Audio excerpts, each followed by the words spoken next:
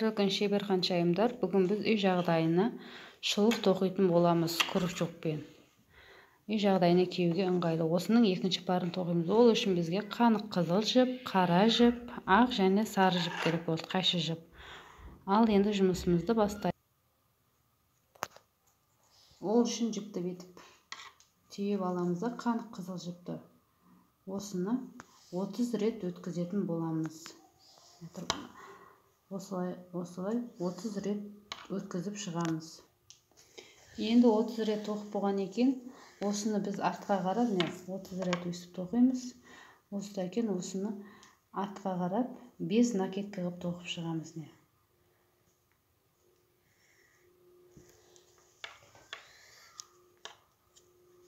Біріншісін тоқыдық. Енді осыны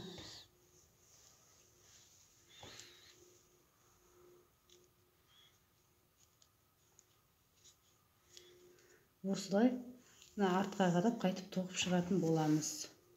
Без накидкаға өстіп тоқып болғаннан кейін жіпті 3 рет өткіземіз. 1, 2, 3 рет өткізіп, крючоктан жіпті бір айналдырып алып, бірінші емес екінші жіптен крючокты өткізіп, бір өткіземіз, 2 өткіземіз, одан кейін бір өткізіп крючокты мына жіптен қайтып бір шығарамыз. 2, 3 рет өсіп крючоктан жіпті өткізіп аласыздар. 3 рет крючоктан өткізіп алып, жіпті жайлап шығарып, соңғы біреуінен қалдырып кетесіздер. Соңғы біреуінен қалдырып кетіп, осыдан жіпті қайтып бетіп өткізіп жібересіздер. Осылай тағы да жіпті бір айналдырып аласыздар.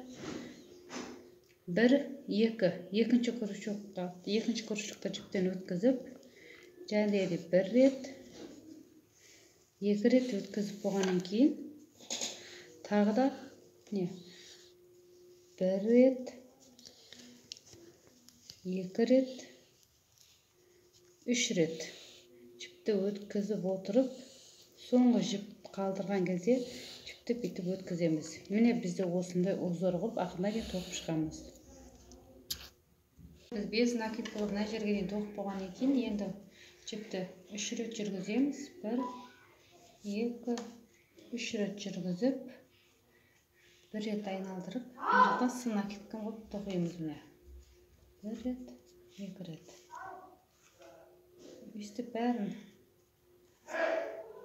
накидкамен тоқып шығатын боламыз. Мына басқа дейін. Осылай тоқып шығатын боламыз. Біз мынандай тоқып болған екен, мына жерге мынандай узор қылып шығады біздікі. Осыдан кейін без накидка қылып тоқып шығамыз. Крючокты жіптен өткіземіз, мынандай қылып ақырына дейін тоқып, осылай 2 қатар тоқып шығамыз. Бірінші узормен тоқимыз, одан кейін без накидка, одан кейін тағы да узор, одан кейін тағы да без накидка тоқитын боламыз.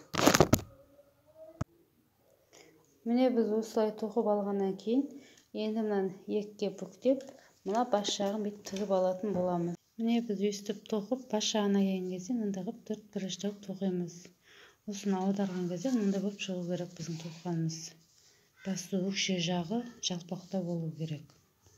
Енді осының бас жағын тігетін боламыз. Ол үшін аяғымызға киіп, мына бас жағын аяғымызға киіп болған бас жағын мынандай қылып біріктіріп тігеміз. Содан кейін біріктіріп тіккеннен кейін барып, мына жағын біз тоқимыз думалақ қылып.